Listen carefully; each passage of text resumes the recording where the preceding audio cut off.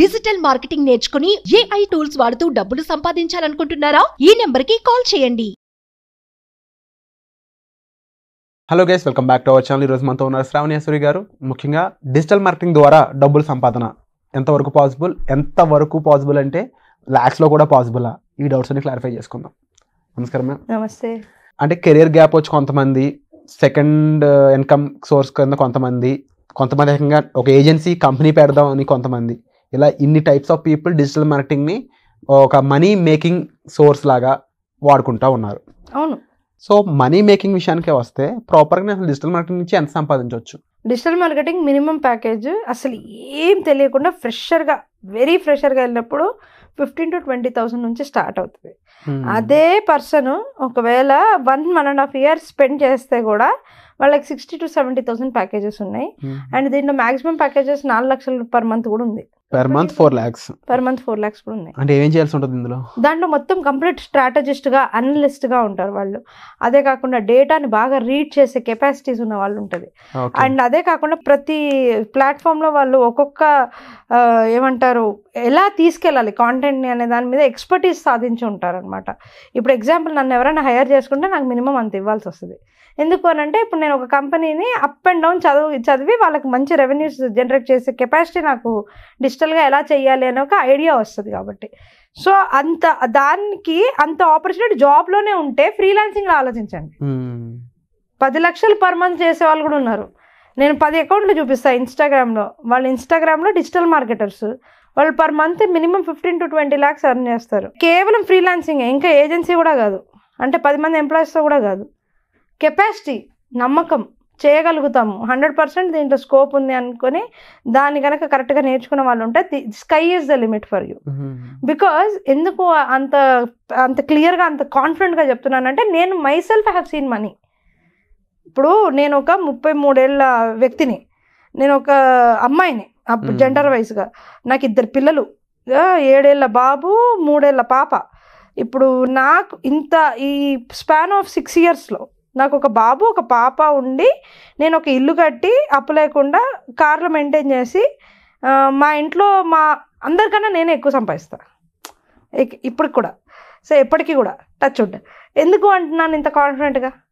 Because my subject is digital marketing. అంటే దీని scope అనేది అంత స్కోప్. ఎస్, 26 years ఉన్నప్పుడు నేను ఇది కంపెనీ పరంగా ఫ్రీలాన్సర్గా స్టార్ట్ అయింది. దాన్ని ఒక్కొక్క కంపెనీకి రెవెన్యూ పెంచుకుంటూ పోతూ నా కాన్ఫిడెన్స్ని బిల్డ్ చేసుకుంటూ వచ్చా. ఓకే, ఒక నిష్ పట్టుకున్నా. నిష్ అంటే ఒక సబ్జెక్ట్. ఎస్ట్రాలజీ తీసుకున్నా, మెడికల్ తీసుకున్నా, ఫుడ్ ప్రోడక్ట్స్ తీసుకున్నా. ఓకే, దీంట్లో ఇంత వస్తుందా? At the end of the day ఈ అన్ని డిఫరెంట్ ఇండస్ట్రీస్లో పనిచేస్తున్నప్పుడు మన కాన్ఫిడెన్స్ ఇందులో ఉంటుందని అంటే నేను మీ ముందుకు వచ్చి ఇంత కాన్ఫిడెంట్గా మాట్లాడే రేంజ్లో ఉంటుంది. ఎందుకనంటే నేను చూడని నేను మాట్లాడాను కదా ఇంత గట్టిగా. అంటే నేను 2 C-sections 6 yearsలో బేర్ చేసి ఇంత చేశాను అని అంటే వర్క్ ఎంత తక్కువ చేసి ఉండొచ్చు.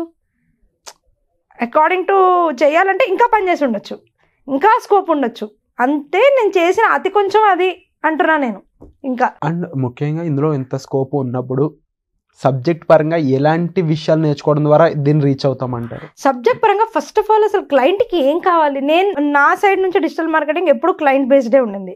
క్లయింట్ రిలేషన్షిప్, క్లయింట్ మెయింటైన్ చేయడం, క్లయింట్కి రెవెన్యూ పెంచడం, క్లయింట్ నిష్ అర్థం చేసుకోవడం, క్లయింట్ ఇండస్ట్రీలో ఏం జరుగుతుంది అని తెలుసుకోవడం, క్లయింట్ని ఆడిట్ చేయడం దగ్గర నుండి నేను అసలు సబ్జెక్ట్లో ఉన్న డెప్త్ని అర్థం చేసుకుంది ఎప్పుడు అని అంటే క్లయింట్ పర్స్పెక్టివ్ నుంచి, ఒక వ్యక్తి పర్స్పెక్టివ్, అతను పెట్టిన బిజినెస్ పర్స్పెక్టివ్ నుంచి ఆలోచించడం మొదలుపెట్టినప్పుడు ఫస్ట్ వాళ్ళు ఏంటి అని అర్థమైనప్పుడు దాన్ని డిజిటల్గా ఏ విధంగా కన్వర్ట్ చేయాలి అని బ్రెయిన్ పెట్టినప్పుడు మనకి 100 ఆలోచనలు వస్తాయి.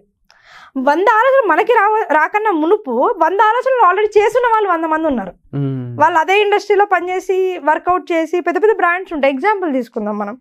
నాకు ఒక ఫుడ్ ప్రోడక్ట్స్ బిజినెస్కి నేను డిజిటల్ మార్కెటింగ్ చేస్తున్నాను, ఇప్పటికీ 6 yearsగా చేస్తున్నాను. వాళ్ళు ఏం చేశారు అని చెప్పేసి చూస్తే, ఓకే వాళ్ళ దగ్గర లిమిటెడ్ బడ్జెట్, వాళ్ళు 50,000 రూపాయల కన్నా స్పెండ్ చేయరు మంత్లీ. 50,000 మ్యాక్స్ లిమిట్ వాళ్ళది, అంతే.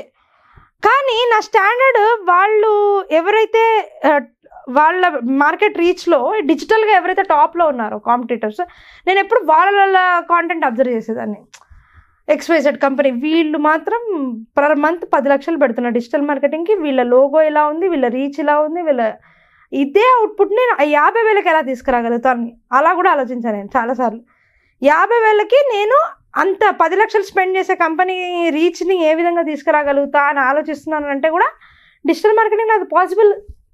100% నేను రిజల్ట్స్ తీసుకొచ్చాను. నాకు కూడా ఈక్వల్ కాల్స్ వస్తాయి. వాళ్ళకి ఎలా అయితే వస్తుందో పెద్దగా చాలా డబ్బు ఖర్చు పెట్టి పెద్ద కెమెరాలు పెట్టి రీల్స్ చేసిన వాళ్ళకి ఎలా అయితే వస్తుందో నాకు కూడా సేమ్ 50,000కి నేను అదే రీచ్ అదే ఆర్డర్స్ తీసుకురాగలుగుతున్నాను ఒక కంపెనీకి. అంటే ఇక్కడ ఏంటి చెప్పాలి అనుకుంది, understanding of the subject.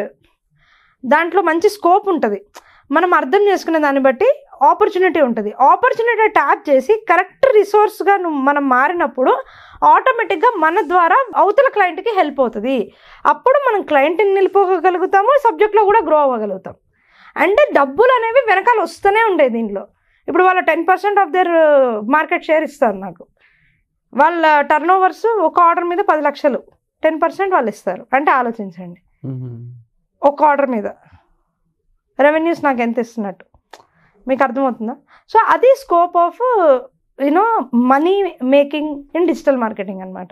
So అట్లా మనము ఒక సబ్జెక్ట్ ఎంచుకున్నప్పుడు దానిలో మంచిగా నేర్చుకుని కాన్ఫిడెంట్గా ఉన్నప్పుడు sky is the limit for you. So దీనికి సంబంధించి ఇంకా చాలా ఇన్ఫర్మేషన్ తీసుకోవాల్సి ఉంది మీ దగ్గర నుంచి. వై బికాజ్ ఇన్డెప్త్కి వెళ్ళినప్పుడు క్లయింట్ నుంచి మనకు మనీ వస్తుంది. బట్ క్లయింట్కి సంబంధించి ఎటువంటి విషయాలు మనం నేర్చుకోవాలి, దాంతో డీలింగ్ ఎలా చేయాలి, వీటన్నిటికి సంబంధించి ఇన్ఫర్మేషన్ అయితే మీరు ఆల్రెడీ వర్క్షాప్స్ అండ్ లెసన్స్ ద్వారా ప్రొవైడ్ చేస్తూ ఉన్నారు.